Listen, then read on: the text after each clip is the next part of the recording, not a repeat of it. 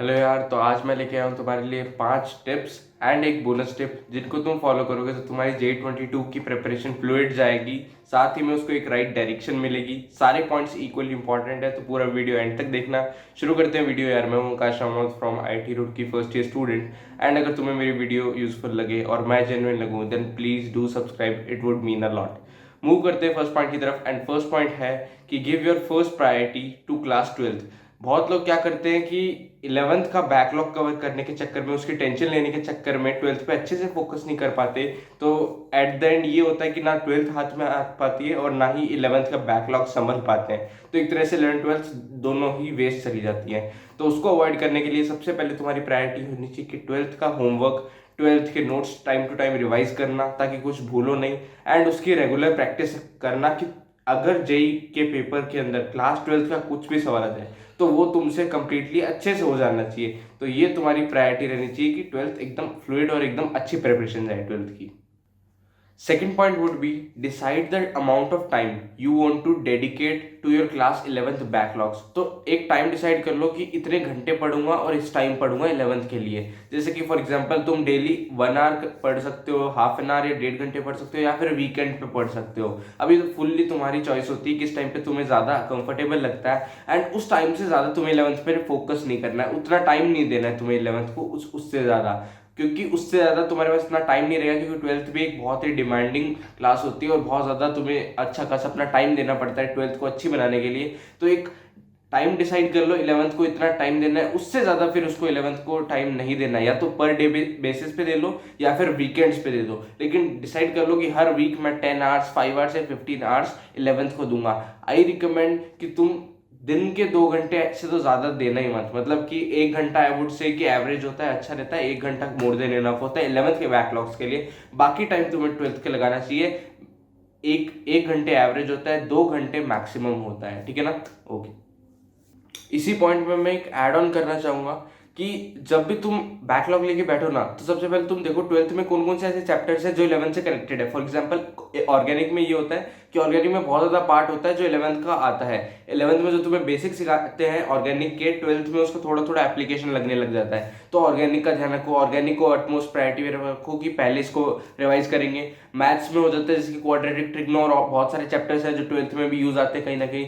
Physics में work power, energy, kinematics वगैरह concept use हो जाते हैं। तो ऐसे ऐसे चैप्टर्स ढूंढो, गूगल वगैरह कर लो कि कौन कौन से चैप्टर्स हैं जो 12th से भी कनेक्टेड है। एंड उनको पहले अच्छे से करो, उनको पहले अच्छे से रिवाइज करो, क्योंकि उनको पहले करोगे तो तुम्हारा कॉन्फिडेंस आएगा 12th के उन चैप्टर्स को पढ़ने से पहले। एंड अगर वो वीक रह जाए तो तुम्हें हमेशा कुछ ना कुछ पार्ट लगेगा कि यार ये 11th में मैंने मिस किया था, and that is the reason कि तुम्हारा वो चैप्टर हो सकता है स्ट्रॉन्ग ना बन पाए। इसलिए तो लिस्ट बनाओ उस चीज की, या लिस्ट कहीं से इकट्ठा करो एंड वो चैप्टर्स का बैकलॉग सबसे पहले करो। Third point would be attend your online classes regularly and with full attention.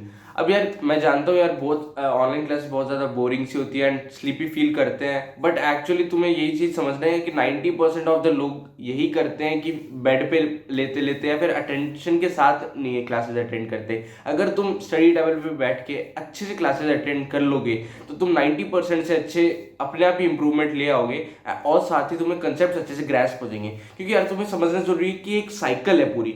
अगर तुम अच्छे से पढ़ते हो रेगुलरली और पूरा अटेंशन के साथ पढ़ते हो तो तुम्हारे कंसेप्ट अच्छे समझ में आता है। फिर तुम्हारे उससे जो होमवर्क है वो तुम्हारा कम टाइम में भी हो पाता है एंड साथ ही में ज्यादा क्वेश्चंस भी तुम कर पाते हो। तो इससे क्या होता है, तुम्हारा अल्टीमेटली कॉन्फिडेंस बूस्ट होता है कि वो चैप्टर तुम्हारा अच्छा है। साथ ही में तुम उससे ज्यादा प्रैक्टिस कर पाओगे क्वेश्चन, क्योंकि तुम्हारा इंटरेस्ट ज्यादा बढ़ जाएगा, क्योंकि तुम्हें क्वेश्चंस आ रहे होंगे और तुम्हें फिर अच्छा भी फील होने लग जाएगा। साथ साथ में वो चैप्टर भी अच्छे से स्ट्रांग हो जाएगा। तो तुम देख रहे हो पूरी एक चेन है, और जब तुम्हारा चैप्टर स्ट्रांग हो जाएगा तब तो क्या ही चाहिए, टेस्ट वगैरह में मार्क्स अच्छे आने लग जाएंगे अपने आप ही। तो एक पूरी तरीके से चेन है, इसमें से कोई भी स्किप मत कर देना तुम स्टेप की यार रिवाइज नहीं करेंगे या फिर अटेंशन के साथ नहीं करेंगे, क्योंकि स्किप करोगे तो एट द एंड तुम्हारा चैप्टर स्ट्रांग नहीं हो पाएगा। फोर्थ पॉइंट वुड बी कि read the NCERT of organic and inorganic chemistry. तो यार इन दोनों सब्जेक्ट्स की तो कंपलसरी है, इन सब की तो पढ़नी ही पड़ेगी। जब भी क्लास में करा रहे हो साथ साथ में करते जाओ इनऑर्गेनिक ऑर्गेनिक, क्योंकि वो ज़्यादा इंपॉर्टेंट भी है।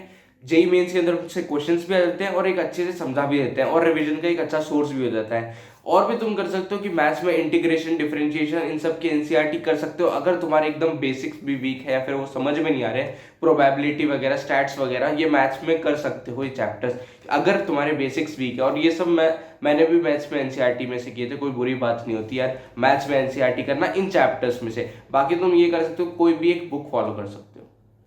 And now comes the fifth point, और ये फोर्थ पॉइंट से रिलेटेड है, वो है कि एक ही बुक फॉलो करनी है हर सब्जेक्ट में। अब बहुत सारे तुमने देखा होगा कि बहुत ज़्यादा स्टूडेंट्स होते हैं जो मतलब मल्टीपल बुक्स के पीछे भागते हैं और हाथ कुछ नहीं लगता। तो मैं ये बोलता हूँ कि यार इस चैप्टर के लिए ये बुक, उस चैप्टर के लिए वो बुक, करने से अच्छा है एक ही बुक लो और उसी को थ्रू आउट चलाओ।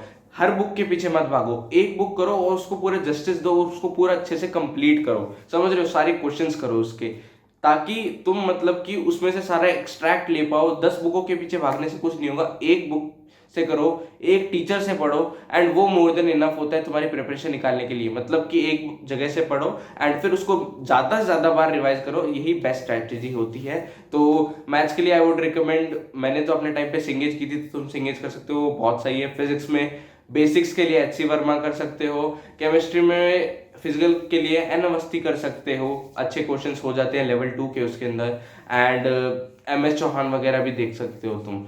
और बाकी ऑर्गेनिक इनऑर्गेनिक के लिए इतना नहीं कर सकता, लेकिन वही है कि MS चौहान, VK जायसवाल वगैरह, तुम अगर तुम चाहो, तुम्हारा ज़्यादा ही रुचि है तो कर सकते हो। बाकी मोर देन इनफ होता है केमिस्ट्री के अंदर NCERT, एंड NCERT रिवाइज कर लो, नोट्स रिवाइज कर लो अपने अच्छे से, एंड PYQs कर लो, वो मोर देन इनफ होता है केमिस्ट्री के अंदर। फिजिकल केमिस्ट्री हटा दो, बाकी ऑर्गेनिक एंड इनऑर्गेनिक के लिए तीनों चीजें काफी होती है। फिजिकल के लिए I would recommend N Awasthi. तो ये books I guess more than sufficient है तुम्हारी जे प्रिपरेशन एकदम फ्लूइड और बेस्ट निकालने के लिए। And now coming to the bonus point for the viewers जो एंड तक वीडियो देख रहे हैं, और वो है सेल्फ रियलाइजेशन। अब क्या होता है ना यार, अपनी प्रॉब्लम्स होती है वो सबसे अच्छी तरीके से हमें पता होती है, और हम ही उसको सबसे अच्छे से सॉल्व कर सकते हैं। बाकी किसी को भी पूरा अच्छे से नहीं पता जितना तुम्हें पता है अपनी प्रॉब्लम्स के बारे में।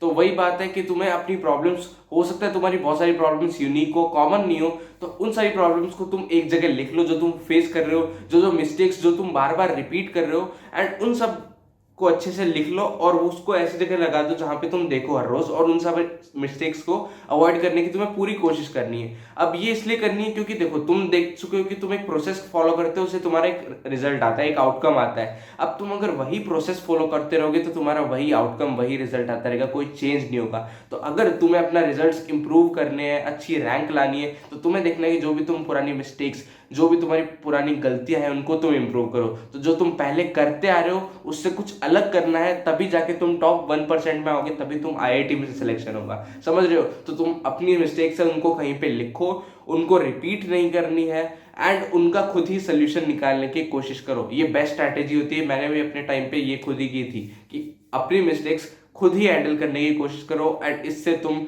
थोड़ी रिलायबिलिटी भी बढ़ती है और एक सेल्फ कॉन्फिडेंस भी बूस्ट होता है। तो यार कैसी लगी वीडियो, कमेंट सेक्शन में बताना। चलते हैं, तब तक के लिए बाय बाय, टेक केयर।